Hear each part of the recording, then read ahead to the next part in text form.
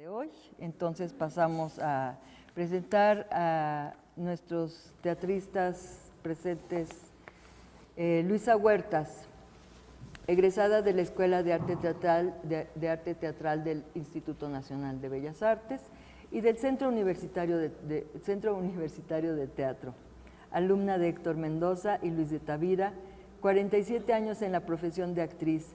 Ha actuado en 80 obras de teatro, ha trabajado en 39 películas, decenas de producciones televisivas y series, docente desde hace 33 años. En el CUT es maestra y responsable del Colegio de Voz, cofundadora y desde 2007, directora general del Centro de Estudios para el Uso de la Voz, CEUVOZ, único en su especialidad en Iberoamérica. Es coordinadora del Colegio de Voz en Casa Azul, de Argos. Algunos de sus galardones son: Premio a la Mejor Actriz del año 98, otorgado por la Asociación Mexicana de Críticos de Teatro; Premio Bravo a la Mejor Actriz en 2002, Premio Ariel en 1989 de coactuación femenina por su papel en Mentiras Piadosas de Arturo Ripstein, reconocimiento APT a la Mejor Actriz 2016, entre otros. Es miembro del elenco estable de la Compañía Nacional de Teatro desde 2008. Actriz de número de esta misma compañía a partir de 2016. Bienvenida, Luisa. Y por su parte, Otto Minera, narrador y dramaturgo, realizó estudios teatrales en la UNAM con José Luis Ibáñez y en el Lee Strasberg Theatrical Institute en Nueva York. Se ha desempeñado como traductor, profesor del Colegio de Literatura Dramática y Teatro y principalmente como dramaturgo, actor y director. Miembro fundador de Circo, Maroma y Teatro, compañía independiente que ha realizado numerosas obras de teatro para niños y adultos por toda la República. Premio Casa de las Américas por su obra Siete Pecados en la Capital. Fue director de Escénica, revista de teatro de la Dirección de Teatro y Danza de la UNAM, director del Centro Cultural Helénico, así como coordinador nacional de teatro del IMBA. Y una cosa que no me apuntaron aquí, pero que es muy importante para el evento que se realiza el día de hoy, es que este caballero organizó también, como ahora lo hizo Nacho Escárcega y el CITRU, un evento conmemorativo pero revitalizador de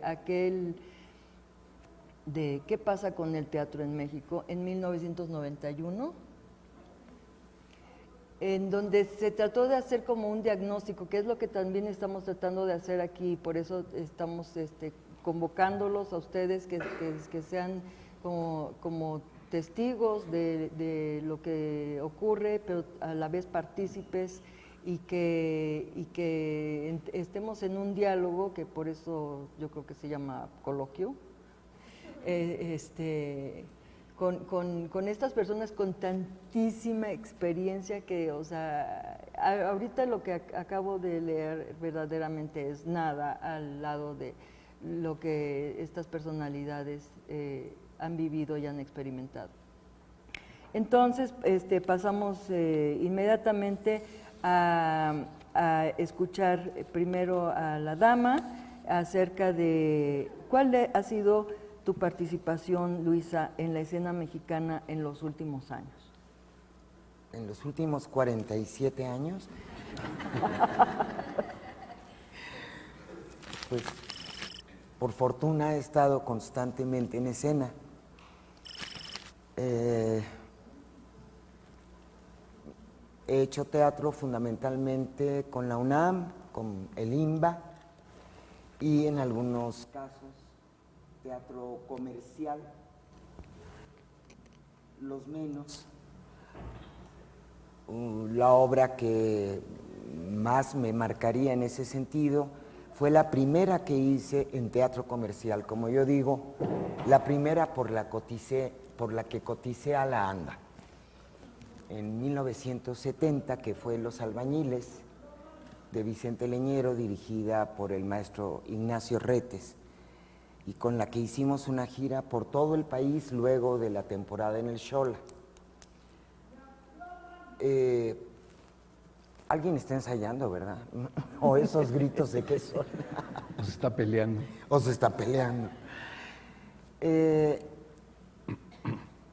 no recuerdo qué otras obras comerciales. El efecto de los rayos gamma sobre las caléndulas, dirigida por Nancy Cárdenas y con la que tuve oportunidad de trabajar con una gran actriz cubano-mexicana, Carmen Montejo, hace poco fallecida. Y creo que,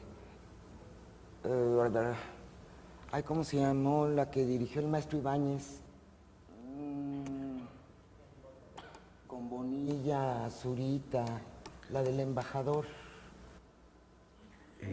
¿En Butterfly? En Butterfly. En Butterfly. Así. Pero todo lo demás lo he hecho con la UNAM y con el IMBA.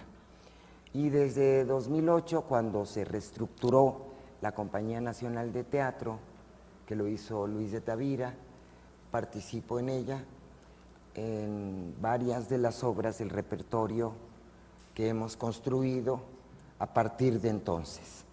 Acabamos de develar la placa de 100 representaciones del Círculo de Cal, que es la versión de Luis de Tavira del Círculo de Tiza Caucasiano de Brecht. Entonces, esa ha sido mi participación, además de ser docente y de haber construido el Centro de Estudios para el Uso de la Voz con otros compañeros teatristas, especialistas en el trabajo vocal del actor. Pero, Luisa, es que esto que acabas de decir es importantísimo, porque es que la pregunta no solo se refiere a tu participación en la escena mexicana como actriz, sino que tú has participado en la escena mexicana desde muchas facetas. Entonces, a mí me interesa, bueno, yo creo que a todos nos interesaría mucho que nos digas, por ejemplo, esto último que nos estás diciendo, ¿cómo es que nace el CEUVOZ? ¿Cuál es ese impulso? Porque es un tremendo riesgo emprender realmente una aventura. ¿Cómo pasa? Bueno, pasa por la ocupación o por la preocupación que empezamos a experimentar algunos maestros a los que sí nos interesa la palabra, que la palabra del actor sirva para que sea voz de otros en la sociedad. Y resulta que íbamos al teatro y no escuchábamos, íbamos al teatro y no entendíamos, y cuando se quería hablar fuerte se gritaba. Y me tocó estar en exámenes de escuelas en donde, habiendo comenzado la función de una puesta muy buena, etcétera, con una voz maravillosa, un chico haciendo la ópera de los 3 centavos, terminó afónico la función. O ir a ver Troyanas en una interesante puesta y escuchar sobre todo a los hombres pegando de gritos, desgarrándose las cuerdas y descansando cuando escuchaba la voz de las mujeres a las que había asesorado la maestra Angelina Peláez, que es una maravillosa actriz y especialista también en el trabajo vocal. Esta inquietud que yo puedo entender. A mí me tocó entrar a la ENAT, ahora EAT en aquel tiempo, cuando todavía se ocupaba mucho la carrera del trabajo vocal. Tuve la fortuna de ser estudiante del maestro Torrelafan, creo que el decano del trabajo vocal en México.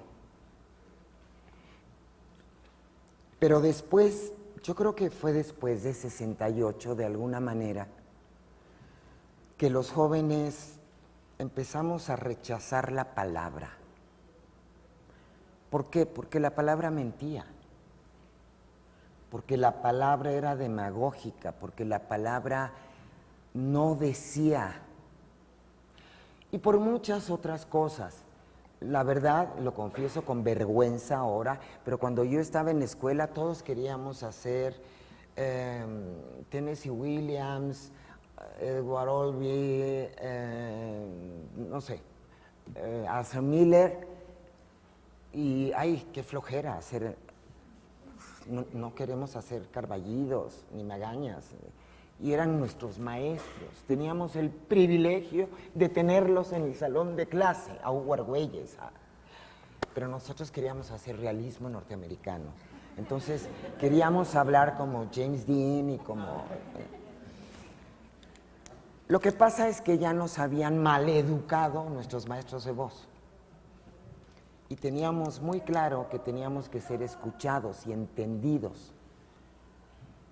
Pero en mi tercer año de la Escuela de Teatro de Limba, tuve la fortuna de ser estudiante de Héctor Mendoza, con el que revisamos realismo y nos examinamos con Siglo de Oro. A mí ya me gustaba la poesía y el verso, pero ahí me enamoré definitivamente de ese trabajo. Y luego cuando entré al CUT, al nuevo CUT, que también renovó Héctor en 73, yo entré en 75, ya con 5 años de trabajo profesional, pero me puso una condición terrible para entrar. No puedes trabajar en teatro. Le dije, maestro, ¿y de qué voy a comer? No sé, averiguar. Ya había hecho algo de radio, en Radio Educación fundamentalmente. Y fui rápidamente a hablar con Enrique Atonal, con el que habíamos hecho un espectáculo sobre poesía de Santa Teresa de Ávila, Sor Juana y la monja portuguesa, en 77 en Santa Catarina, y ya era de la UNAM. Ahí hay un dato medio raro, qué lástima que sea puta, ya fue posterior. Bueno, le dije, dame chamba. Y sí, hacía un noticiero todos los días a las 8 de la mañana, leyendo editoriales que me daban 3 minutos antes de entrar al aire. Obviamente fue un entrenamiento vocal impresionante. ¡Saide! ¡Ah! Aquí tenemos a otra gran actriz universitaria, Saide Silvia Gutiérrez. Gracias por venir. A mí la radio me abrió un mundo que no conocía. Fue el mundo de la voz. Con la voz tenías que expresar todo. No había gesto, no había ojos, no había cuerpo. Se los digo como un antecedente muy lejano. Ok, ya me tardé mucho, sí, ya voy. Para no hacerles el cuento largo, en 2016, después de 2 años o 3 de planificación a instancia de una idea que nos dio Nacho Flores de la Lama a Margie Bermejo y a mí, después de hacer muchos planes y escribir mucho y pensarle mucho, conseguimos recursos para abrir el Centro de Estudios para el Uso de la Voz, para tratar de renovar el trabajo vocal en el país. En 2007, por angas y mangas, Margie Bermejo decidió separarse del proyecto, y a principios de 2008, lo que pensé que era fundamental era reunir a todos los maestros que yo sabían que tenían esa inquietud y que trabajábamos aisladamente en diferentes escuelas o ni siquiera trabajábamos en cuanto a la materia.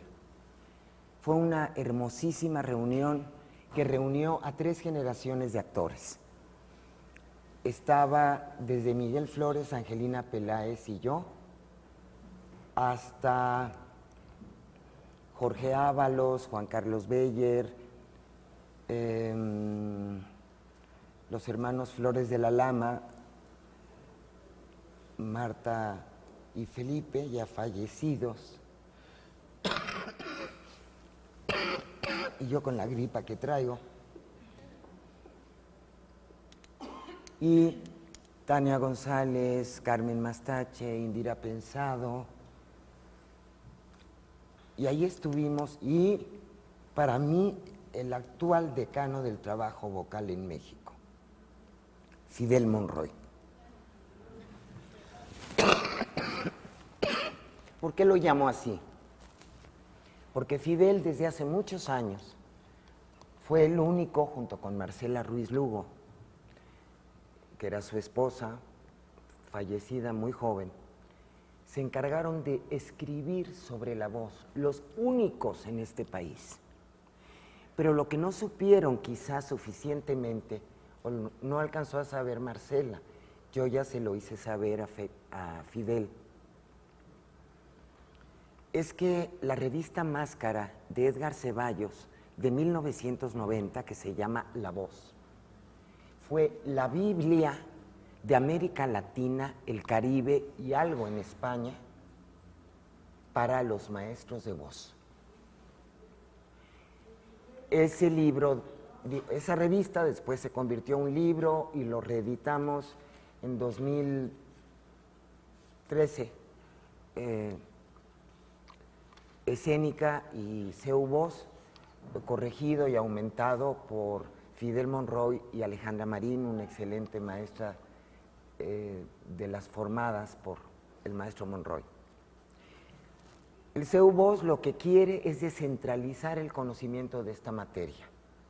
Ese mismo 2008 fue que realizamos el primer encuentro nacional de la voz y la palabra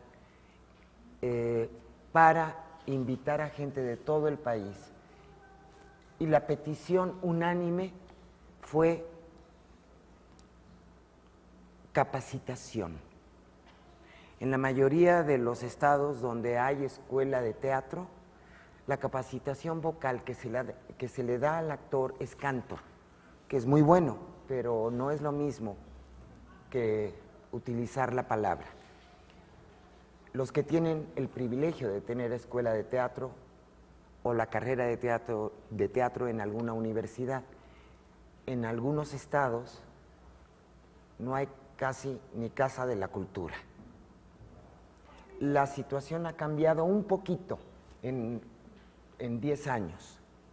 Hicimos un recuento el año pasado, cuando cumplimos 10 años de existencia en el CEU Voz, y se han abierto 3 carreras de teatro en aquellos lugares donde no había nada. Quintana Roo, Guanajuato, que con toda la vida teatral que ha tenido siempre, no tenía facultad. Y no recuerdo ahora cuál es el otro estado. Es decir, de alguna manera, creo que hemos aportado un grano de arena, no a que se forme la carrera, pero sí a que se tome en cuenta este trabajo. En el primer encuentro nacional de la voz y la palabra invitamos directores, dramaturgos, bailarines y músicos para hablar de la voz del actor. Y tuve el privilegio de contar con Héctor Mendoza, con el cual había tenido algunos enfrentamientos desde que era mi maestro. Pero después también, porque él decía, y tenía toda la razón, que cuando el trabajo del actor es orgánico, la voz aparece orgánicamente. Y estoy totalmente de acuerdo. Cuando es verdadero el trabajo del actor, es decir, ¿qué es eso de verdadero? Nos meteríamos en una cena de negros, cuando está en el aquí y en el ahora. Pero yo le decía, sí, maestro, pero se requiere técnica.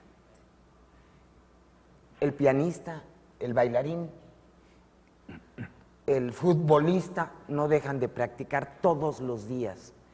Y cuando el actor está enfermo, como yo ahora, tiene que dar función, se le tiene que escuchar, se le tiene que entender y se le tiene que comprender lo que está diciendo. y discutíamos al respecto. Yo me baso también en una frase de Stanislavski que dice que cuando la inspiración no baja, la técnica le ayuda al actor a dar función a la hora fijada en los carteles. Entonces, aunque técnica se ha entendido siempre como falta de frescura, como falta de verdad, como engolamiento y como mentira y como falsedad, la técnica son herramientas para que el actor haga con su voz lo que le dé la gana para el tipo de personaje que necesita. Y en eso, y a eso nos hemos abocado en el CEU Voz con un maravilloso equipo de maestros que en cuanto podemos nos vamos a los estados y además hemos hecho un diplomado al que viene gente de todo el país de forma gratuita, porque nos peleamos con todas las autoridades de este país para que nos den dinero, para que los teatristas que ya sabemos que están en condiciones malísimas en todo el país accedan a este diplomado. Les diría que en 2014 hicimos un encuentro iberoamericano, y ya con esto termino, en el que claramente vimos que con la presencia de 22 países de América Latina, Caribe y España, nos dijeron no hay esto ni en España ni en ningún lugar de habla hispana. México es el primer lugar que tiene esta escuela y las autoridades de este país están a punto de irse, todas las autoridades culturales, sin haber dado una cita al CEU Voz para plantear la creación del Centro Iberoamericano de la Voz y la Palabra, albergado en la Ciudad de México, que creo que le aportaría a todo nuestro continente y a todo el teatro de nuestro continente y España, y a todos los países de habla hispana. Me dirán, pues, ¿cuál otro? Pues Filipinas, ¿sí? Y el Sáhara Oriental, que también habla español, porque fueron colonizados y siguen colonizados.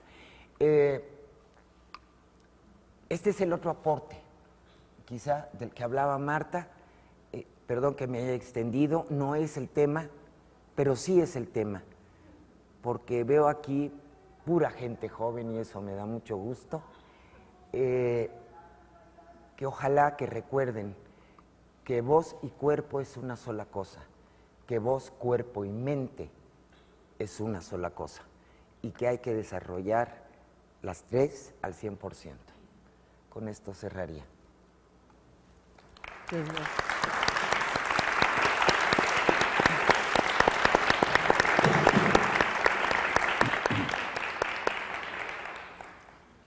Otto,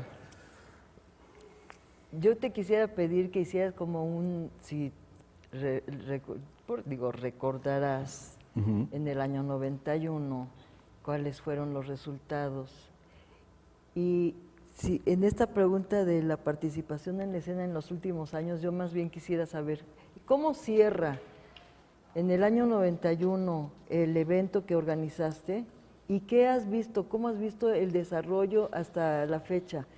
¿Crees que esas conclusiones del año 91 son vigentes o, es decir, como si nos hubiéramos estancado? ¿Qué ha pasado? A ver, ¿de qué me acuerdo? Sí, bueno, ya lo dijo Nacho y se recordó aquí también. Esto primero se hizo hace 50 años, que quedaron esas participaciones en un libro que es muy difícil de conseguir, sobre todo cuando te lo roban. Yo lo tuve y no lo tengo ya, desapareció. Se llamó originalmente ¿Qué pasa con el teatro en México? Entonces, en 91, es decir, 25 años después, pues eso, tratamos de preguntarnos justamente, nos quedamos allá atrás en cómo estaban las cosas, o algo ha cambiado, sobre todo para bien, sería la pregunta, porque ese es el punto. Desde luego hay matices y hay aquí y allá momentos luminosos que se reciben con gusto, pero la lectura general de aquel libro, 50 años, pues daba la impresión de que el teatro mexicano tenía muchos problemas hace 50 años. Entonces, bueno, repetimos aquí en la universidad, en Difusión Cultural, un evento así. Se llamó exactamente ¿Qué pasa con el teatro en México 25 años después? Y yo me temo que la impresión general, participó mucha gente, igual que ahora, gente lo mismo, metida en el ajo del teatro mexicano hasta las cachas, y la impresión general hace 25 años fue que muy poco habíamos avanzado, que los problemas del teatro mexicano fundamentalmente persistían, que una y otra vez volvían las quejas que había habido antes y seguían en ese momento. Desde luego son muchos los puntos, muchos los temas que tendrían que tocarse para pues, ir a fondo, muy a fondo a cuáles son los problemas del teatro en México y por qué pasan los años y la situación no se modifica sustancialmente. Sería cuento de nunca acabar. Así que, bueno, desde luego que algunas cosas suceden, algunas cosas buenas suceden, a lo mejor no duran demasiado, precisamente por los problemas generales del teatro y del país en general, que hace que los esfuerzos se diluyan, se pierdan, no cuajen. Pero pasan cosas, desde luego. Aquí tenemos ahorita este ejemplo del CEU Voz, que son ya más de 10 años, poquito más de 10 años, y bueno, que es esta maravilla que nos cuenta Luisa, este aporte tan crucial, específico, que llega a prepararnos a todos, sobre todo a los que van llegando, que eso les toca, prepararse con responsabilidad, con ganas, para precisamente hacer que el teatro mexicano cobre la fuerza que pueda, quizá, vencer los problemas que tenemos. Pero otra vez, la primera impresión que yo tengo el día de hoy es que han pasado 50 años y tristemente hay una situación general delicada, digamos, del teatro mexicano. Desde luego hablo del teatro que tiene un propósito artístico. Es decir, porque también hay muchas cosas y más largo sería el cuento, y hablemos del teatro que tiene un propósito artístico, como también decía Luisa. Hace poco, no sé, 3, 4 meses, iba yo llegando a mi casa caminando y de repente, de día, y de repente se me cierra un taxi y pues yo pensé lo peor, ¿verdad? Aquí me van a bajar el celular, la cartera, etcétera. Pues nada, se baja un joven y se me va encima y me dice: maestro, ¿cómo está usted? En efecto, era un exalumno aquí del colegio, había sido mi alumno, no sé, 2, 3 años antes, y bueno, pues lo que me dijo fue: aquí estoy en el taxi, no encuentro trabajo como actor. Y lo he buscado, y me he esforzado, y he dado la batalla por trabajar en el teatro, y ya salí hace 2, 3 años y bueno, pues tengo que ganarme la vida y tengo que comer y no puedo ser un parásito, ¿verdad? Y aquí estoy en el taxi. Y pues desde luego me dejó pensando, ¿no? Aunque debo decir que lo pienso todos los años, ¿no? Como saben ustedes, nada más al colegio de teatro, pues llega un número grande, 100 muchachos y muchachas llegan a la facultad cada año, nada más al colegio. Y está el CUT, y está la ENAD, y está Casa Azul, y está el Andrés Soler, y el CEA, y la Universidad de Londres, y todas las que van abriendo, y en el resto del país, todas las que van abriendo escuelas o facultades de teatro, de manera que seguramente son unos cuantos cientos, unos pocos cientos quizá, de jóvenes mexicanos que escogen el teatro como futura profesión y que, pues ahora sí que como soldados en la guerra, en la batalla, muchos caen en el camino heridos por los problemas que tiene el teatro mexicano. Ese alumno, por ejemplo, yo creo que ahora sí que no cantaba mal las rancheras, era un buen prospecto. Y incluso uso lo de no cantaba mal las rancheras porque además de actuar, de verdad cantaba. O sea, tenía esa gracia, pues bastante lograda, tenía voz como para cantar, ¿no? Pues ni con eso, ¿no? Es decir,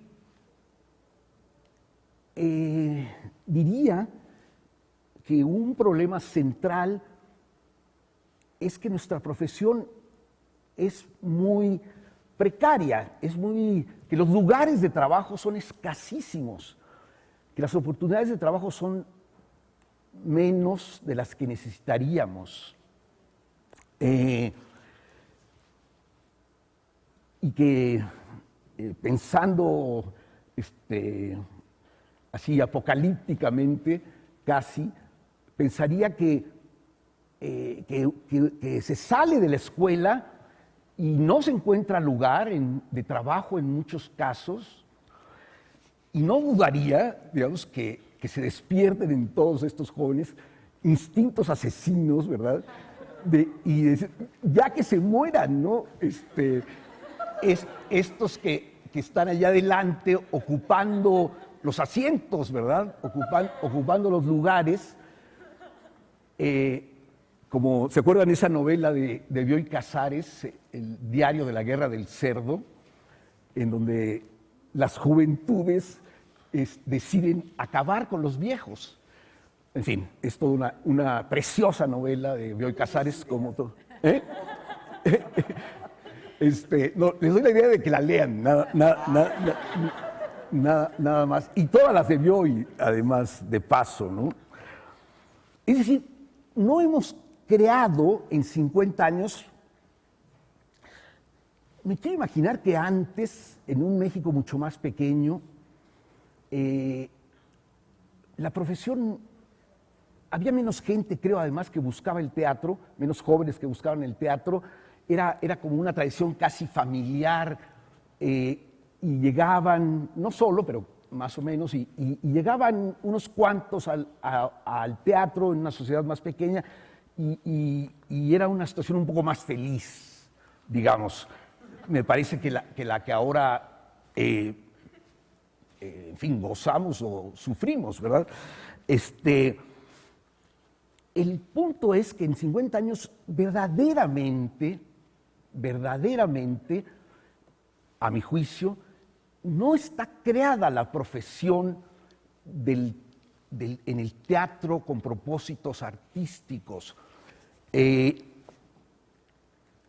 que solo hay estos pequeños islotes de trabajo, pues Bellas Artes, la UNAM, y estos islotes donde nos presentamos, ¿no? El Centro Cultural del Bosque, Cultisur, el CENART, y también, como dice Luisa, si volteamos hacia el resto del país, pues bueno, nos dan ganas de llorar, ¿verdad? La situación es mucho, mucho más difícil. Estos islotes están ahí y el resto del territorio mexicano no está cubierto por nuestra profesión, por el teatro artístico. ¿Por qué? Yo creo que porque depende la actividad del teatro artístico, depende casi exclusivamente, casi al 100% del dinero público y no del público.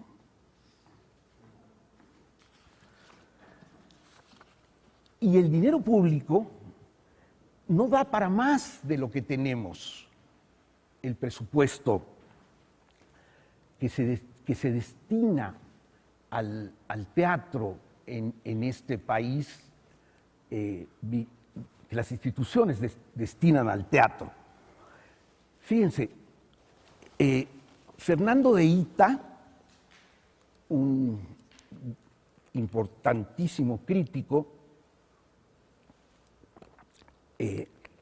gente de teatro, también ha dirigido, etcétera, me contó alguna vez, viniendo él de regreso de un viaje a Alemania, donde uno de estos viajes, pues muy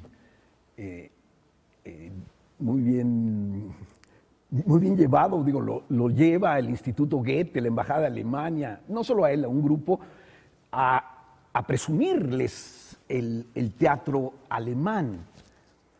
Y me contó Fernando, después yo tuve la oportunidad de comprobarlo yo mismo in situ en Alemania. Bueno, Alemania es un país de la mitad de nuestro territorio, o por ahí. Todo el país está cubierto, el último rincón, la última ciudad, tiene un teatro profesional artístico, que la mayor parte de las veces es un teatro principal, digamos, donde se presentan obras para adultos, para todo público, pero muchas veces ese teatro en esa pequeña ciudad también tiene además un teatro para niños, un escenario aparte y un grupo de personas, actores, en uno y en otro, más todo el resto de esa compañía, en ese teatro, uno entre 500 teatros. Bueno, todos son profesionales porque a todos les paga su sueldo quincenal, semanal, como sea, el gobierno alemán, que destina, y me dijo Fernando de Ita, no lo vas a creer, destina Alemania nada más al teatro 40,000 millones de pesos. Según mis cálculos, no afirmo que sea 100% cierto, pero yo calculo así a ojo de buen cubero que las instituciones mexicanas destinan a proyectos que tienen que ver con el teatro en todo el país, todas las instituciones, hasta las casas de cultura. Acabo de estar en Ozumba de Alzate, al pie de los volcanes, y hay una casa de cultura. Todas las instituciones públicas, según yo, y que me corrijan, me haría mucho bien, destinan al teatro en México 400 millones de pesos. Hay un salto, ¿verdad?, entre 400 millones de pesos y 40.000 millones de pesos. 2.000 millones de euros es lo que destina Alemania. Entonces, con esas cantidades de dinero, que desde luego una parte regresa por taquilla, no el 100%, pero 60%, a lo mejor un poco más, regresa, y Alemania pues pone cada año la diferencia para volver a tener 40.000 millones de pesos que cuesta tener a miles de actores y los demás especialistas teatrales, diseñadores, directores, etcétera, para tenerlos a sueldo permanente todo el tiempo. Los muchachos salen de las universidades y ahí está ya una bolsa de trabajo en donde pueden apuntar. Algunos se quieren quedar en la ciudad donde viven, la mayoría no, y se van a otras ciudades e ingresan en estos teatros alemanes que cubren todo el país. Entonces, Alemania no nada más dice, sino hace, pone un dinero que es suficiente para ese propósito que ellos tienen. Lo paradójico de México es que tanto las instituciones, pero lo peor, nosotros nos hemos creído que dependemos y debemos depender, y que las instituciones que no aportan lo que se necesita para ese centro latinoamericano de voz, y que no aportan para ir más allá de esos pequeños islotes. O sea, desde luego Alemania es un país mucho más rico que nosotros. Otra vez, esos son los problemas de nuestro país, además, todo ese otro orden. Aunque uno se puede preguntar, ¿por qué no en lugar de 400 millones de pesos, México tiene 405 millones de pesos, o 500 millones de pesos, o 750, o 1,000? Pero no, hay ese dinero y entonces hay esta escasez de presencia del teatro. Nuestro sistema hace que nuestro teatro no cubra al país y, desde luego, que es lo mero principal, a la población. Tenemos un sistema que apenitas cubre las apariencias, que hace parecer que hay un mecenazgo público, pero es un mecenazgo, para decir como decimos en Monterrey, muy codinche, ¿verdad? Que se queda demasiado corto. No se propone ir más allá de lo que tenemos, ni pone más dinero, ni abre el camino, y esto es crucial, a construir una manera distinta de multiplicar nuestro teatro.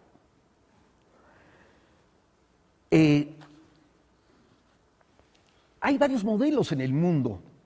Alemania es un país que dice y cumple que se hace cargo del teatro artístico. México es un país que dice que se hace cargo del teatro público y no lo cumple. Y nosotros nos lo creemos. Y estamos pasivamente soñando guajiramente que ahora sí, en 2018, va a llegar un presidente que sí, y llevamos 88 años o quién sé cuántos, renovando la esperanza sexenal, ¿verdad? Porque estas son premisas que vienen desde la Revolución Mexicana.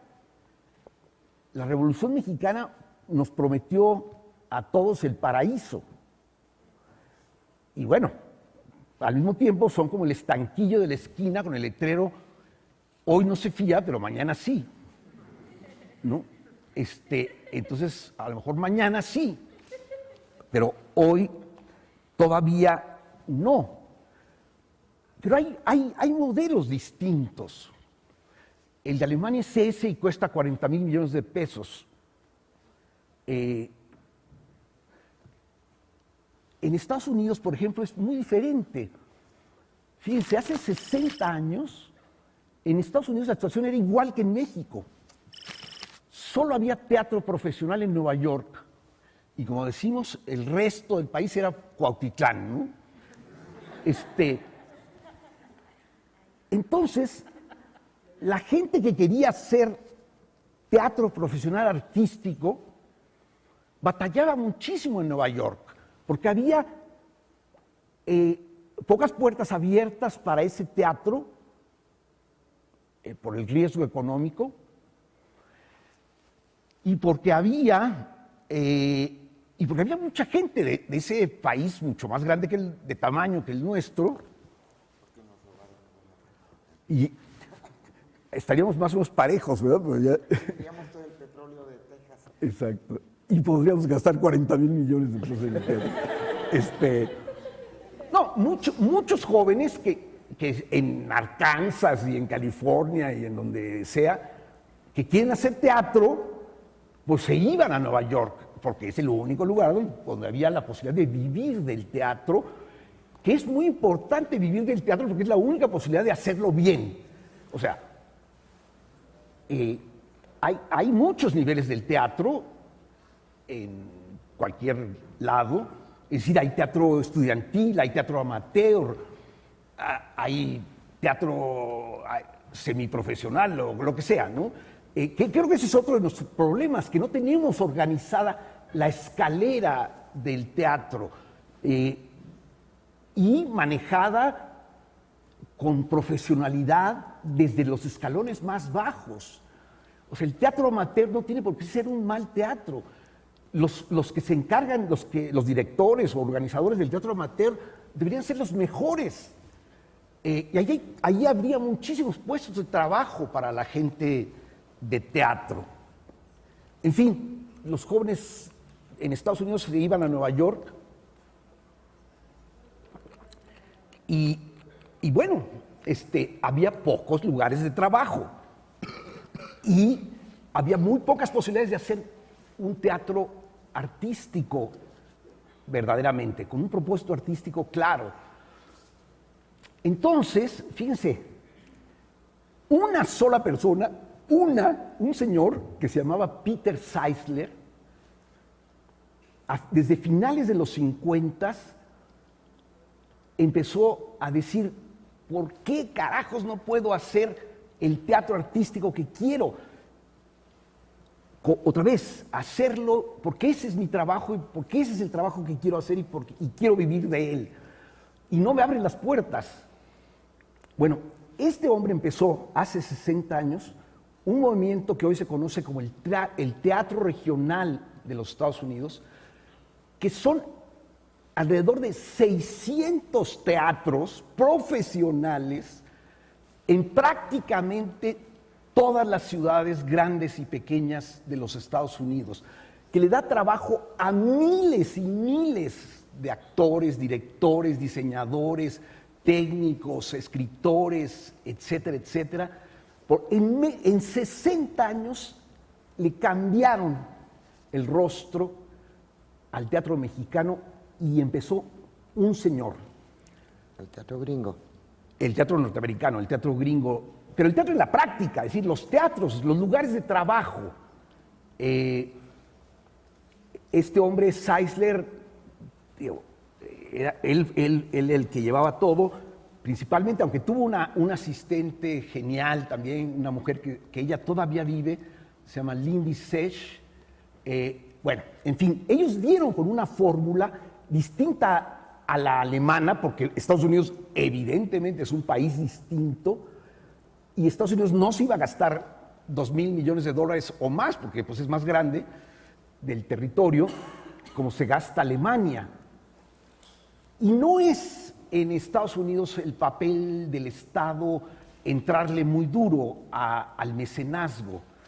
Sí hay algunos apoyos, becas, subsidios, pero muy, muy escasos. Ellos desarrollaron una fórmula que consiste en, simple y sencillamente, construir un público.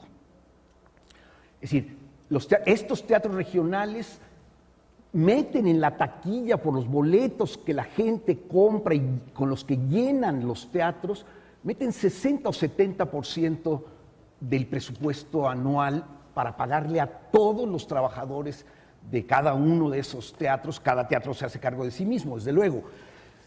Y desde luego, bueno, al paso del tiempo, algunos de esos teatros truenan, pero ¡poc!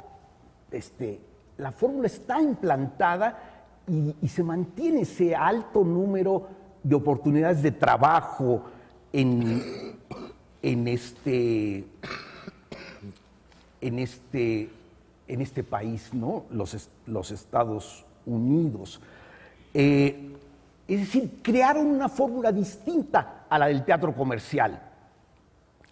Y gracias a ella multiplicaron el teatro por todo el país. Se ganaron a un público ofreciéndole algo distinto y cumpliendo su palabra de que lo que ofrecían era distinto y era bueno y era valioso y era un gran regalo a la sociedad. Pero nosotros seguimos viendo como única posibilidad el soporte público. No se piense nunca que queremos, ¿cómo se dice?, quitarle al gobierno, al Estado mexicano, la responsabilidad de hacerse cargo de algo tan importante como las artes, aunque ellos no lo entiendan, pero algo tan importante como las artes. Es esa vieja idea de en cada lugar, en cada pueblo tiene que haber una escuela, un hospital y un teatro. Y no se cumple. Bueno, creo que ni a veces ni el hospital ni la escuela, ¿verdad? Pero menos el teatro.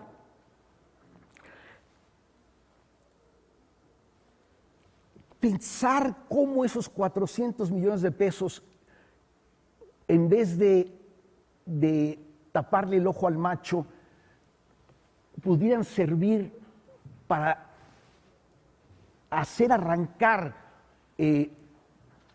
una manera distinta de pensar cómo debe ser la organización y el funcionamiento de nuestra profesión. Una manera que sostenga un teatro que resulte crucial para la vida de los espectadores, para la vida de los mexicanos. Si nosotros lográramos eso, convencer al público de que el teatro no es dispensable, sino es necesario, nosotros somos los primeros que tenemos que creerlo, ese público pagaría lo que pudiera por ver nuestro teatro y multiplicaría las posibilidades. El modelo de Canadá es un poco diferente, a mí me parece que a lo mejor es más cercano a lo que nosotros podríamos hacer. En Canadá el gobierno se hace cargo de la mitad de los gastos y los grupos se hacen cargo de la otra mitad a como dé lugar. En la taquilla, pidiendo limosna, haciendo lo que hubiera que hacer para poder otra vez que la gente tenga trabajo. Yo conozco taxistas que son muy felices como taxistas, que nunca van al teatro. No está mal manejar un taxi, no es despreciable. Los grandes taxistas de México son unos maestros, geógrafos, nada más para dar con el último callejón en quién sabe dónde, ¿no?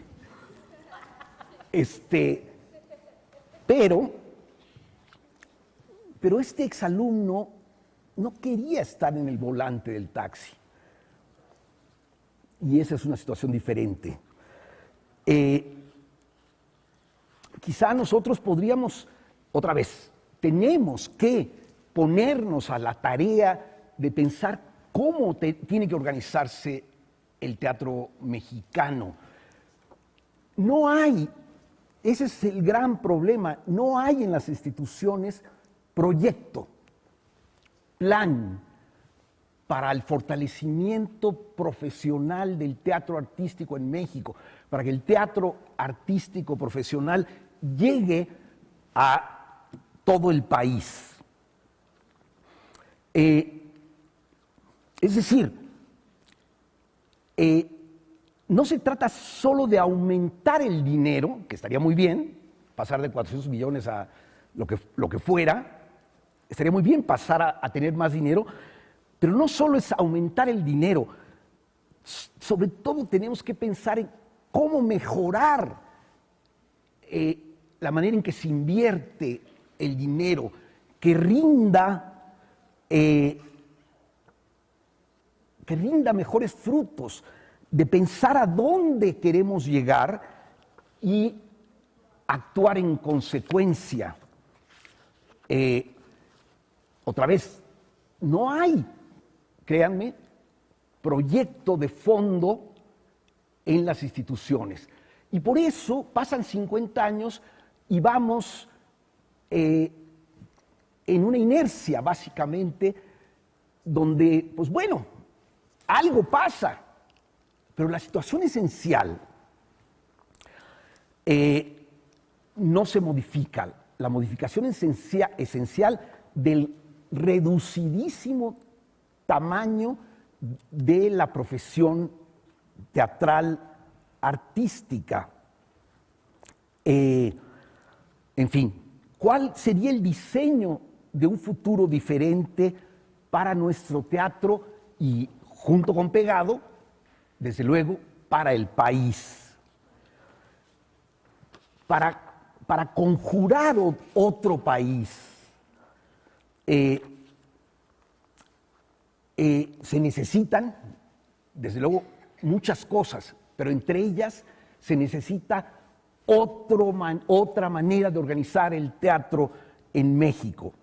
En la medida en que nuestro teatro depende del subsidio público y no del público, nuestro teatro se aleja del público, se centra más bien en las ambiciones creativas de los artistas. Hablo del público común y corriente, de los taxistas, de los cajeros de bancos, de los burócratas, de los profesionistas. Es decir, digo yo, tampoco estoy segurísimo, pero yo diría que el 99% de la población no asiste al teatro, y cuando asiste, y menos al teatro artístico, desde luego, y puede que sea peor del 99%, porque si somos 120 millones de habitantes en este país, y somos creo que un poquito más, el 1% es 1.2 millones de personas. Nuestros teatros no reciben 1.2 millones de personas, ni en la Ciudad de México, y desde luego menos en el resto del país. Hugo Argüelles, que era un gran chismoso, y que por ese canal del chisme se enteraba de todo, un día me dijo que él sabía de buenas fuentes que en la Ciudad de México había 12,000 personas, en la Ciudad de México había 12,000 personas que eran el público regular del teatro artístico, que buscaban el teatro artístico.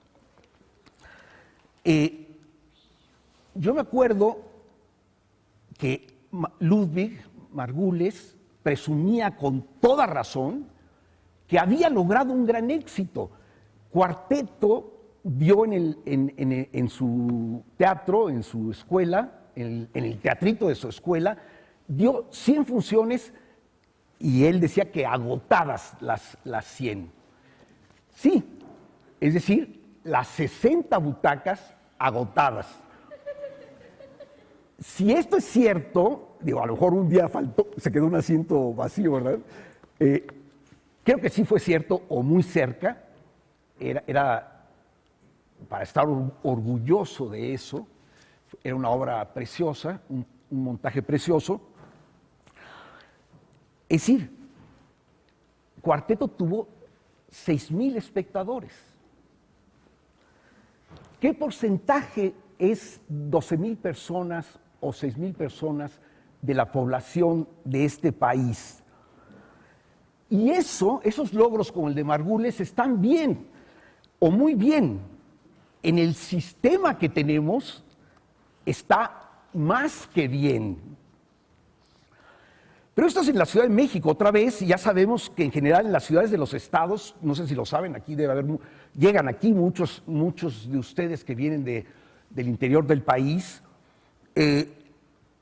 Uno no da crédito. En Monterrey, por ejemplo, esta ciudad sota, atrasadísima culturalmente, ¿no? Yo soy de Monterrey. Por suerte llegué a México a quinto de primaria, ¿no? En Monterrey los esfuerzos de grupos teatrales generalmente avanzan y terminan en dar 2 funciones. Y ya, si les va muy bien, a lo mejor hacen 2 fines de semana, 4 funciones. ¿Cómo se puede vivir así manejando un taxi? ¿Cómo puede alguien ser un profesional si no existe la profesión? ¿Cómo se puede hacer el mejor teatro que pueda conquistar la fidelidad de mucha gente? Aquí lo importante, me parece, que tendría que ser un combustible para un motor, para ir hacia otro lado, es saber si nos parece deseable que en vez de que de plano el 99% de la población no vea teatro nunca, o que si llegan al teatro sea solo a ver un teatro que no tiene como prioridad un propósito artístico, si nos parece deseable que la mayoría de la población, mucha gente, vea el mejor teatro artístico posible. ¿Cómo se hace realidad eso en la totalidad del país? Los países que tienen una fuerte tradición teatral y una extendida profesión artística teatral, tienen claramente en el centro de su vida teatral un teatro contemporáneo de gran calidad profesional que entiende como cualidad central del teatro tender puentes hacia el público. Ese es el pilar central que crea públicos muy amplios, que hace que los teatros estén siempre llenos y que la gente viva bien del teatro. A los lados de este pilar central, en todos estos países, existen saludablemente un teatro de búsqueda, un teatro de vanguardia, un teatro experimental, que es un teatro minoritario, pero artísticamente atrevido, riesgoso. Y del otro lado hay un teatro culto, clásico, académico, histórico, minoritario, pero formativo, necesario como herramienta cultural, para empezar, para los teatristas mismos. Como Luisa se enamoró del verso, por ejemplo, ¿no? Nosotros en general, y dado el sistema que padecemos, solo tenemos los estribos y no tenemos el pilar central, que es el que se abre a los grandes públicos. Y eso no quiere decir, no se permitan despreciar al público, no se permitan despreciar a la gente. Eso no quiere decir que la gente necesite un teatro fácil. El teatro contemporáneo de gran calidad es, por ejemplo, el teatro que esos jóvenes querían hacer, en ese caso el realismo norteamericano. Esos textos que muy pronto alcanzan una universalidad, le llegan a todos, al más mamón y sofisticado y al más analfabeta. Tú puedes ver teatro aunque no sepas leer ni escribir, y recibirlo, si el teatro te habla, recibirlo perfectamente.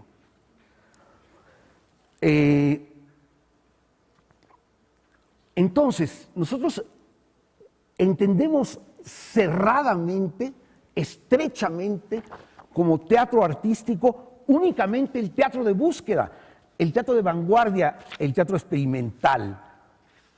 Bueno, allá cada quien, pero en los hechos, atrapados en el sistema, permítaseme la exageración estadística, la gente se queda fuera. Y no existe entonces la profesión teatral para el teatro con propósitos artísticos, porque no se puede crear amplios públicos fieles si la mayor parte de las veces, o casi de manera única, se ofrece solo un teatro de búsqueda que, tristemente, porque muchas veces no se tiene el oficio finalmente teatral y solo se tiene la soberbia y la mamonería de decir que yo soy un gran artista y a ver si me entiende la gente o no me entiende. Si se ofrece solo un teatro de búsqueda, que a menudo no encuentra lo que busca. Además, más allá de un reducido grupo hacia el que ese teatro coquetea, y si el sistema no permite la construcción de identidades artísticas, de compañías artísticas, de proyectos artísticos que de manera continua y regular ofrezcan lo mejor de sí mismos para satisfacción tanto de un escenario resplandeciente de verdad artística, como de una sala llena hasta los topes. Gracias.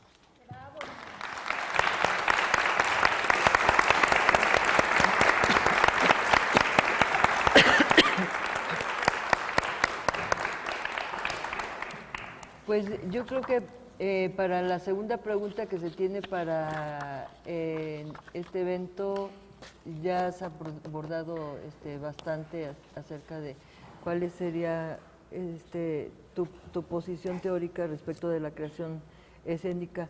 Pero a Luisa no la hemos oído en ese aspecto.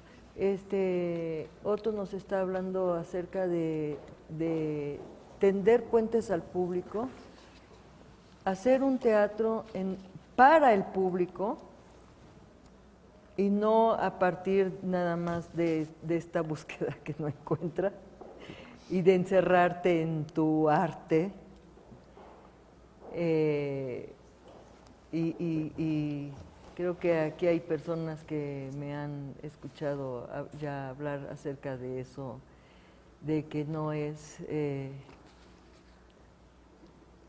de que no es culpa del público, que muchas veces el público asiste a una obra de teatro y sale de allí diciendo, oh, qué tonto soy, no entendí nada, y yo les digo, ustedes no son los tontos somos los que estamos de este lado haciendo cosas que no se entienden. O sea, eso no es posible. No es posible. Y ahí pasa algo, no necesariamente es todo... de parte de la escena, sino que también hay un profesional que recientemente se está formando en el Colegio de Literatura Dramática y Teatro por parte del área de teatrología, que es el mediador entre la puesta en escena y el espectador. Todo aquel que piensa en la estrategia de cómo tender esos puentes. Ese es el teatrólogo. Entonces, en ese sentido, yo te quiero preguntar, Luisa, tú como en tu propia experiencia en la práctica escénica y sobre todo en lo más reciente, por ejemplo, en la Compañía Nacional de Teatro, ¿tú cómo ves eso? ¿Cómo ves o cuál es tu propia postura teórica o política respecto de voy a hacer un teatro aunque... Digo, a mí me pagan mi quincena, está muy bien, tengo un horario de trabajo, ya sé, los horarios a veces se extienden mucho en los ensayos, y a lo mejor no tengo público, o hay gratuidad, porque como ya el Estado ha estado solventando la producción, pues entonces nos podemos permitir hacer funciones gratuitas. ¿Cómo ves esta situación? No quisiera empezar por la Compañía Nacional de Teatro, porque esa es una situación privilegiada, absolutamente, que tenemos unos cuantos que de todas maneras somos un montón, somos cerca de 50 actores, que se entra por concurso, hay que entrar a una convocatoria, etcétera. No es como se ha dicho en muchos lados. Durante 8 años fueron los amigos de Luis de Tavira y ahora serán los amigos de Enrique Singer. No es así la cosa. Pero no quisiera meterme ahorita en lo de la compañía. Quisiera hablar de otros problemas que creo que tienen que ver. Y como decía Otto muy acertadamente, también es una cuestión que abarca. No podemos centrarnos en pensar nada más en el teatro como un ente aislado. Al contrario, el teatro tiene que responder a las necesidades de una sociedad, de un país. Esto que decía, tiene que vivir del público. El público, idealmente, tendría que necesitar del teatro. Y en ese sentido, pues nuestro trabajo tiene que buscar esa necesidad. Y tiene que ver con algo que contesté al cuestionario que nos mandaron. ¿Cuál es su posición teórica acerca del teatro? Pues que lo primero que tiene que ser el teatro es la necesidad de un creador de decir algo, no de demostrar cuánto sabe o que es muy inteligente. Lo que decía también Otto, el teatro de búsqueda que no encuentra. Hay mucho de eso. Bueno, pero tenemos que irnos a otros lados también. ¿Por qué hay tantos actores que tienen que rendirse, tienen que tirar la toalla o vivir en el hambre eterna o buscar la televisión, el cine, lo que sea, para poder subsistir? Y yo no tengo esas ideas de que está prohibido, es prostituirse, ir a la televisión. No. Tendríamos que hablar mucho sobre estas cosas. Pero hay que pensar en una cosa, la gente puede pagar el teatro. Yo me lo pregunto. Me lo pregunto porque, curiosamente, los teatros, a partir de la medida de los 30 pesos los jueves, están repletos en la UNAM y en el Centro Cultural Universitario. Es maravilloso estar en los jueves de teatro, en estos recintos. Pero Luis, es que también se trata de... el teatro, ¿en qué lugar de la jerarquía no sé, área de entretenimiento o de cultura y recreación está en el público? porque fácilmente tú ves el juego que acaba de pasar en el estadio, cuánto cuesta la entrada, o ayer que veía en Facebook, vendo mi boleto de Corona. O sea, ¿me entiendes? Es decir, hay eventos en los que cuesta mucho más que 30 o que 75 pesos, etcétera, la entrada, pero está en un rango más alto que el teatro. Eso es de lo que yo creo estaba hablando Otto acerca de qué necesidad, esa necesidad del público acerca del teatro. Parece que entonces necesitan más otro tipo de espectáculos y no el teatro. ¿Qué es lo que está pasando ahí? Tan sencillo, Marta, a mí se me hace la respuesta muy obvia. Pues el teatro no aparece en la televisión. Los niños están viendo el fútbol en televisión y a las estrellas en televisión desde que la mamá está panzona. Por eso estaba hablando de lo otro. Sí hay que crear un público, por supuesto, pero también entendamos la otra parte. No nos hagamos tontos. Tampoco la gente ya va al cine. Cuando yo era niña costaba 3 pesos el cine y después 10. Sí dirán el año 1 conejo, más o menos. Pero la familia podía ir al cine. La familia enterita. ¿Sí? Y había los elegantes y los de Piojito. ¿Sí? Y a los de Piojito íbamos con tortas, como en la obra de Julio Castillo, y nos echábamos 3 funciones comiéndonos nuestras tortas. No nos costaba más la palomita y el refresco que la entrada al cine, como sucede ahora. ¿Qué otra cosa nos falta? Aparte de sueldo, nos falta infraestructura. Lo que decía Otto es muy cierto. Hay posibilidad de... Pero no olvidemos que en otras épocas, yo sí creo que la revolución le dejó cosas muy importantes a este país, pero que no hemos sabido defenderlas. Y lo que siempre pasa, porque no nos organizamos y porque no nos unimos y porque no somos una comunidad con objetivos precisos, como es crear un público, como es exigir infraestructura.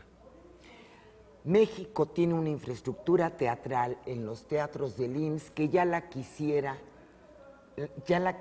muchos países del mundo.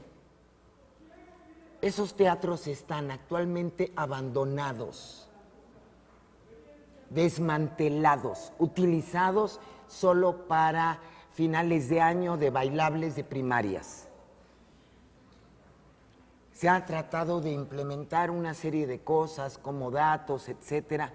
El Seguro Social perdió la vocación de los teatros del Seguro Social. Sí construyó un teatro en cada estado y a veces hasta en ciudades grandes y teatros. Son 70 teatros, 35 abiertos. Exacto. Y 35 cerrados. En alguno que otro estado no hay, pero en la absoluta mayoría de los estados, 80% de los estados, tienen un teatro cerrado y abierto también, ¿no? Bueno, pues la idea muy marxista de quienes los crearon era que el trabajador necesitaba, sí, trabajo, salud y cultura.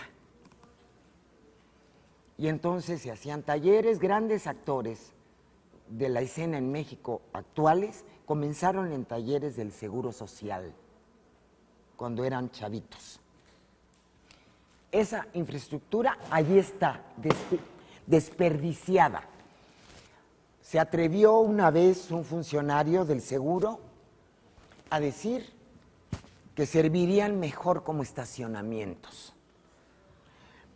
Nos pusimos rabiosos los teatristas y nos movimos tantito y después se nos olvidó. Después se han empezado a perder más teatros. Sirve el ejemplo de Casa de la Paz, un teatro emblemático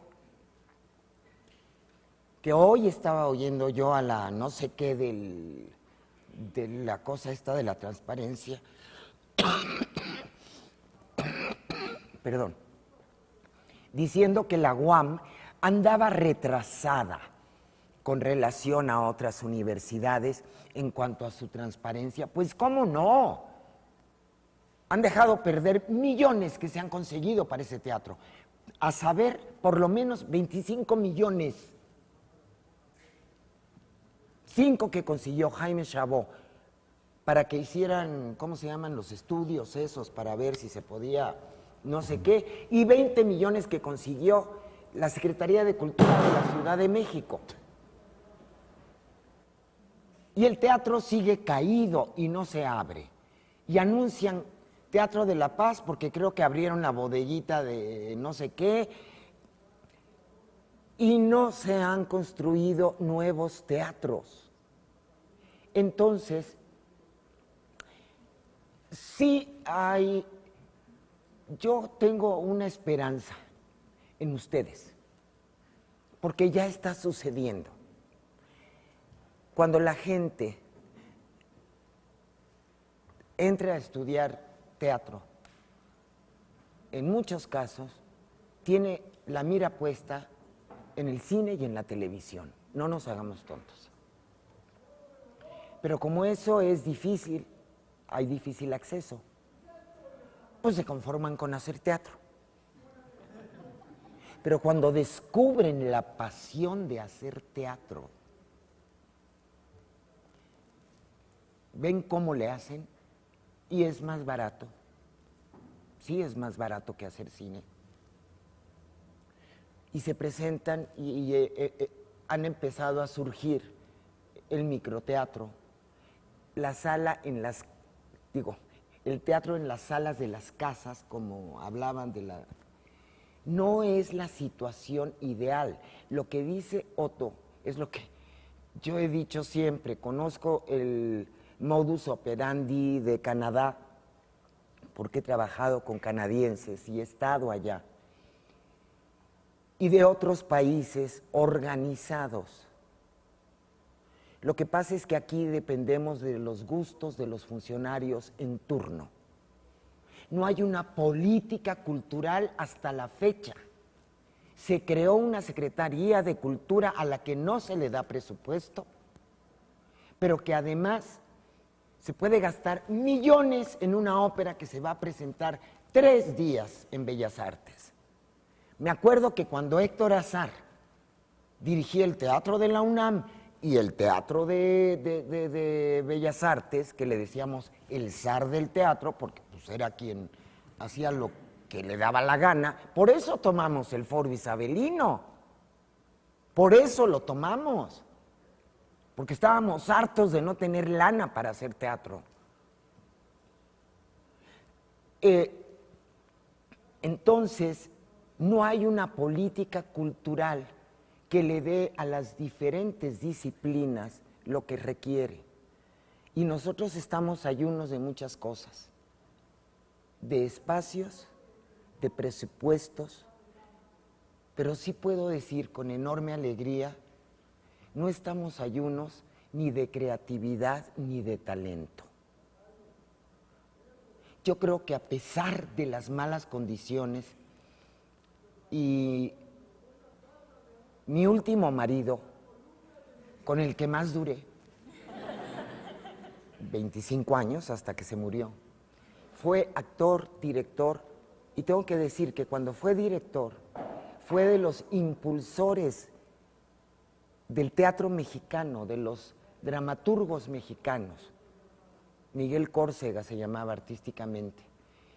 Y yo me acuerdo que yo desde la escuela decía, ay, ese señor que nada más pone a un señor González Caballero, quién sabe quién es ese. Después supe quién era Antonio González Caballero, la casa de dramaturgo y de, en fin. Decía, cuando la situación es difícil uno se crece. Yo sé que estoy diciendo cosas que contradicen mucho de alguna manera lo que ha dicho Otto, Pero no es por descalificar en absoluto, estoy totalmente de acuerdo. Pero entonces, ¿qué necesitamos hacer? Viejos, medianos y jóvenes. Luchar porque el teatro se respete. Y para eso necesitamos prepararnos, unirnos y organizarnos. No estoy haciendo propaganda política, pero esas son condiciones sine qua non para cualquiera que quiera lograr objetivos. A mí sí me duele mucho pensar que hay muchos aspirantes actores que no tuvieron la pasión para aguantar o tuvieron tanta necesidad que se tuvieron que ir. En lo personal, cuando me tocó hacer teatro en Estados Unidos, no encontré tanto estos teatros profesionales, Soto. Será que estuve muy en la frontera, pero me recuerda mucho la manera de hacer teatro en Tucson, Arizona, era muy parecida a la de aquí. Los actores trabajan de lo que sea durante el día para llegar a las 9 de la noche agotados, pero a ensayar una obra que va a tener 2 fines de semana y para la que tienen que cargar su sofá, el sofá de su casa, como escenografía. Así se hace teatro en este país, en los estados. Lo he visto, lo conozco, y hay grandes talentos. Grandes talentos. Y gente que ha luchado por años y por años y por años. Estamos hablando de Fito Arriaga, estamos hablando del rinoceronte enamorado en San Luis, en fin. Siempre hay alguien, algún apasionado del teatro que ha mantenido la llama viva, ahí con un pequeño grupo, con alumnos. ¿A qué voy? Tenemos que buscar los caminos, uno, para realmente llegar al público,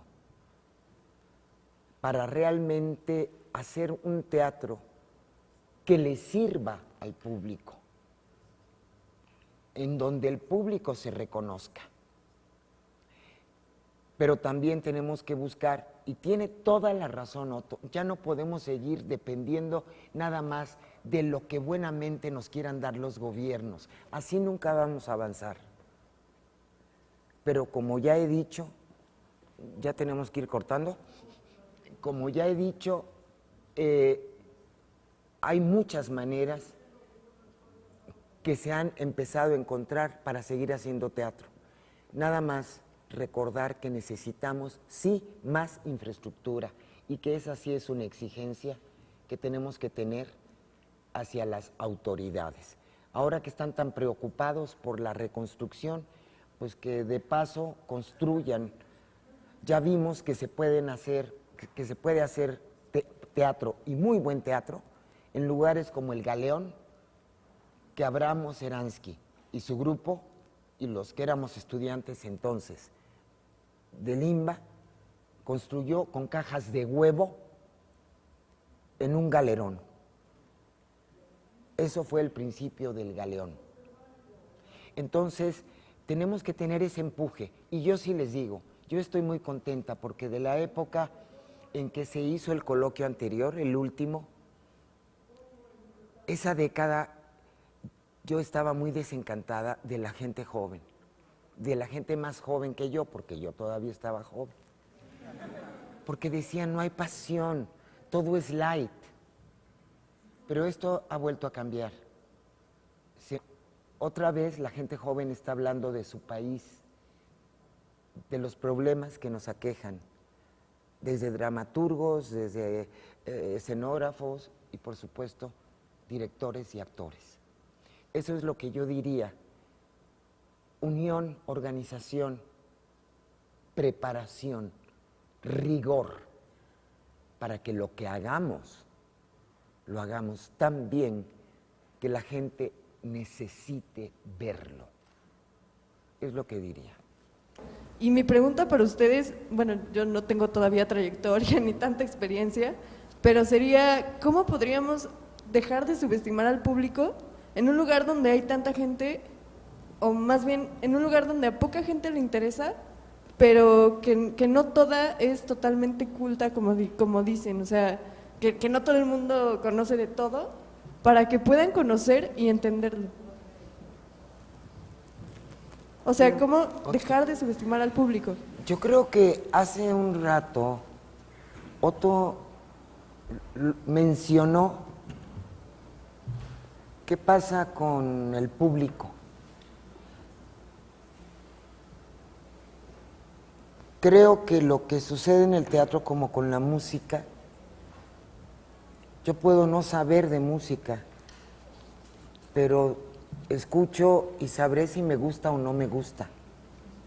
Cuando una obra le habla a la gente, y no tiene que ser precisamente de su problema súper específico, pero cuando le habla a la gente de la condición humana, de la condición de su país. Y quiero poner un ejemplo. Hace rato volteé y estaba una foto de Víctor Hugo Rascón Banda. Y creo que es la respuesta para ti.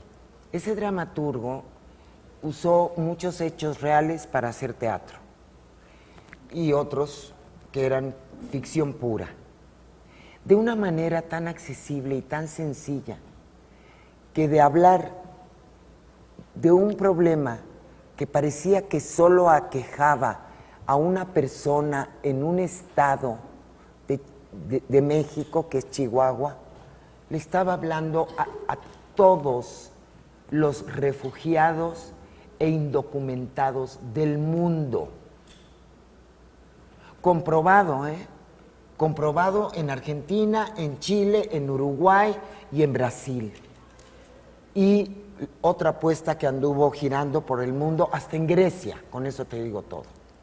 Cuando el teatro le habla al ser humano, cuando se vuelve reflejo del ser humano, nunca hay esa contradicción de, ay, no entendí o no soy culto. Creo que para eso, y por eso hablé de rigor, se requiere rigor y calidad para lograr eso. Autenticidad, pasión y necesidad de decirle algo a la gente. Les pongo como ejemplo a ese dramaturgo que murió hace 8 años, 9, que escribía así, escribía honestamente y conquistaba el corazón del público de muchos lugares. Y eso lo tengo probado por 2 obras que he hecho de él por años. Es mi respuesta, no sé. Sí, está claro. Mi pregunta sería, ¿cómo podemos nosotros, como la gente que va empezando, plantear estas trayectorias tan magníficas como las suyas? Porque como dice la maestra Luisa, es cierto, cosas como la Compañía Nacional son cosas prácticamente de privilegio, y ese tipo de compañías, así como por ejemplo el maestro ahorita que está en el Helénico con un montaje magnífico, que por favor vayan y hacer los comerciales, pero bueno, llegar a esos espacios nosotros como gente que va empezando, ¿qué nos pueden recomendar ustedes a nosotros que tenemos esta ansiedad? Que sí, pues necesitamos vivir de esto. Yo ya soy egresado, sí estoy también en este limbo de buscar un trabajo que me dé de comer o seguir tocando puertas, que no pienso dejar de hacerlo. Pero ¿cómo podemos empezar realmente? ¿Cómo nos pueden ustedes compartir algo de esto, de estas magníficas trayectorias que tienen?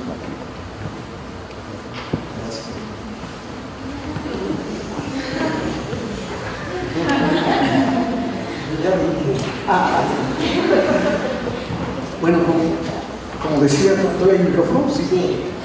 Como decía al principio, híjole, son demasiadas cosas, demasiados puntos. Tendríamos que tener este coloquio cada semana, ¿verdad? Todo el año, para hablar de tantos aspectos. Mira, creo que desde luego, tomaría dos palabras que se han mencionado aquí: pasión y autocrítica, o crítica que decía ella, pero yo la tengo autocrítica, ¿no?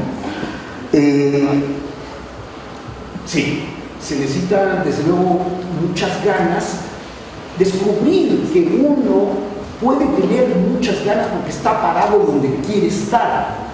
Es decir, el primer paso es decir, sí, aquí estoy donde quiero estar y donde no me quiero ir de aquí y no me voy a ir, como dices, no voy a seguir tocando puertas.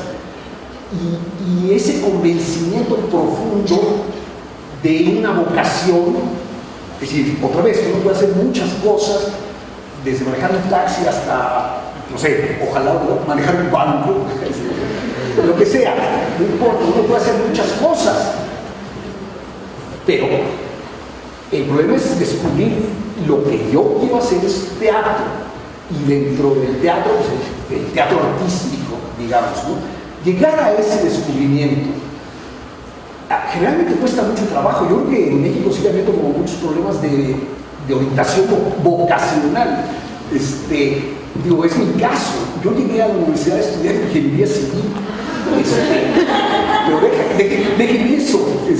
Cuando finalmente descubrí que no era ingeniería civil, le quedé en el aire porque siempre había pensado que iba a ser ingeniero civil. Y entonces no tenía la menor idea. Y un amigo que había estado conmigo en la prepa, por cierto, el hijo mayor del Loco Valdés, muy amigo mío, él me dijo, pues vete para acá, aquí lo pasamos muy bien. Administración de negocios. Estuve 2 años en ingeniería y perdidísimo 3 semestres en administración de negocios. Y un día estábamos echándonos un churro en un coche en el estacionamiento, perdidos, porque claro, las almas se encuentran, ¿verdad? Estaba yo con 5 o 6 amigos que 15 por qué estábamos en la administración de negocios, y de repente llegó un amigo de un amigo del decir, fíjense, en ese entonces había un programa en la UNAM, en Difusión Cultural, que ya no existe, que era absolutamente bien apoyado, que cada facultad, todas, o sea, arquitectura, odontología, la que fuera, formaba un grupo de teatro como una actividad extra, ¿no? Cultural. Pero a esos grupos se les asignaban directores jóvenes, egresados de la facultad o de donde se pudieran agarrar, y que lo que llegaban lo hacían con muchísimas ganas, era su primer trabajo profesional. Ganaban por dirigir a un grupo en una facultad, lo hacían con muchas ganas. Y bueno, se daban muy poquitas funciones, pero uno pasaba por eso. Bueno, llegó un amigo que venía de la facultad de odontología a decir, oiga, nos faltan 2 actores, ustedes no quieren venir. Pues si no, como no había nada mejor que hacer, ¿verdad? Fuimos, y desde luego el papel era nada, ¿no? Fíjense, era una obra de Genet, El balcón de Genet. Y entonces nosotros lo único que teníamos que hacer era, en un momento, vestirnos de soldados franceses, en otro lado vestirnos de árabes con una túnica, y estar parados allá atrás, ¿verdad? En el cuadro, ahí nada más, ¿no?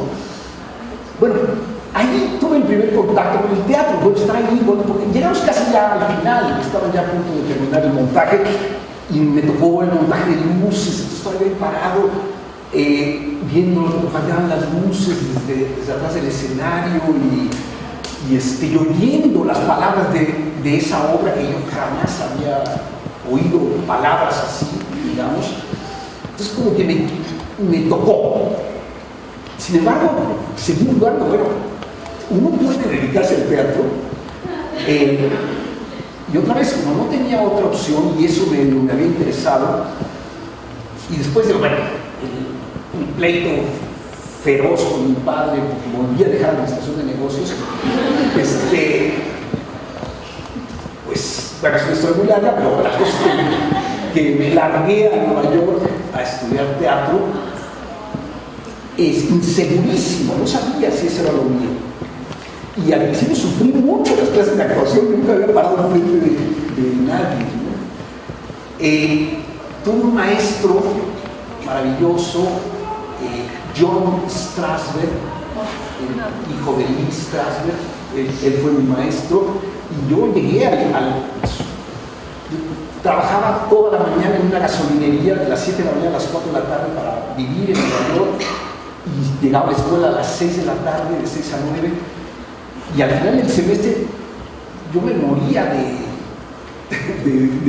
sufrimiento. Salía de la gasolinera ya con dolor de estómago, voy a la clase, qué vergüenza, qué pena, qué horror. Y le dije a John, ya no puedo, sufro demasiado, me voy. Y él dijo, no, lo estás haciendo bien, quédate. Bueno, un semestre después dije, esto es lo mío.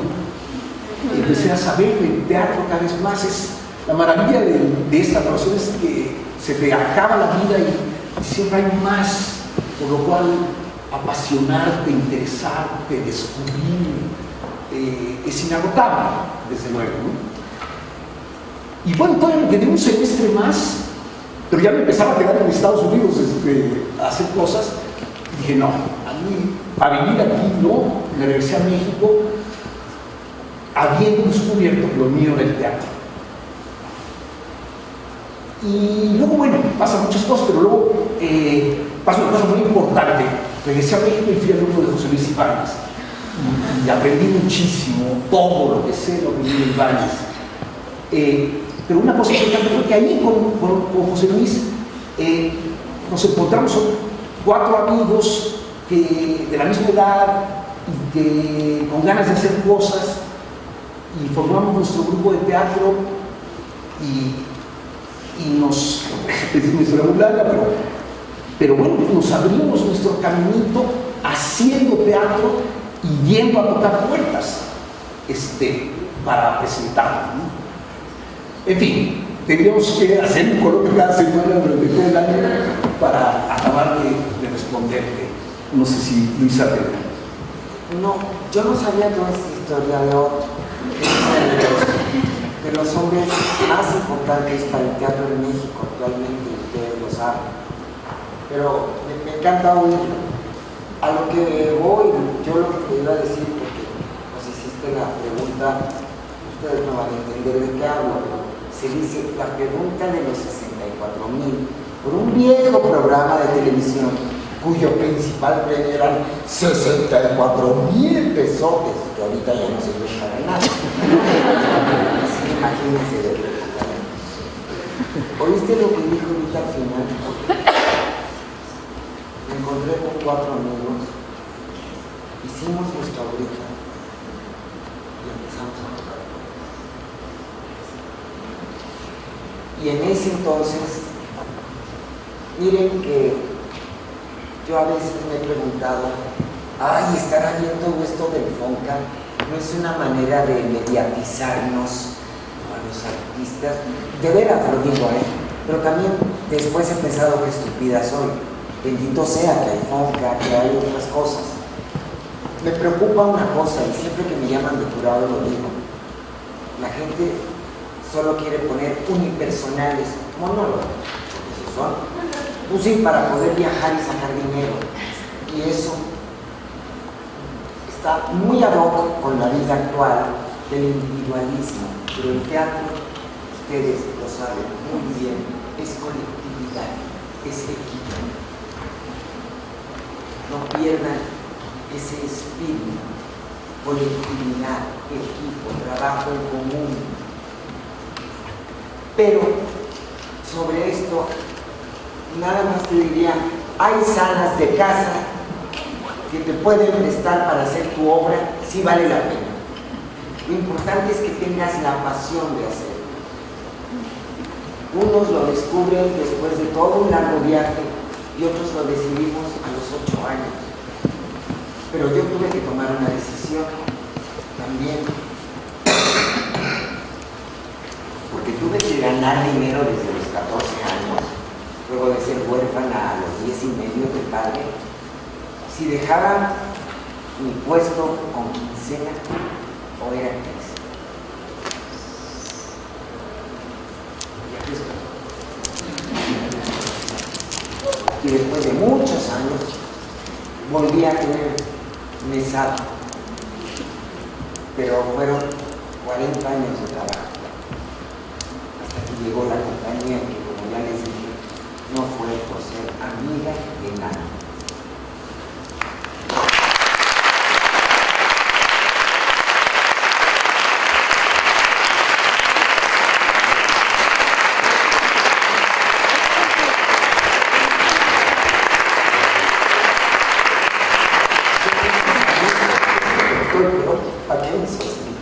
Nada más quería decir una cosa.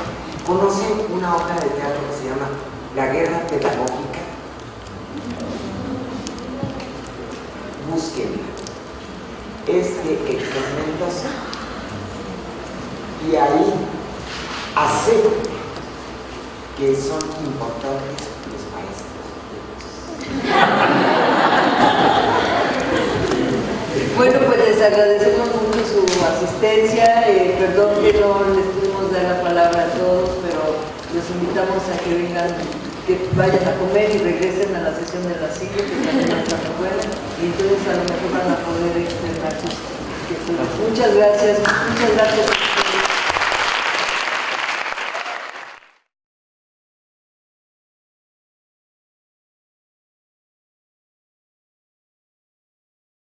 Gobierno de México.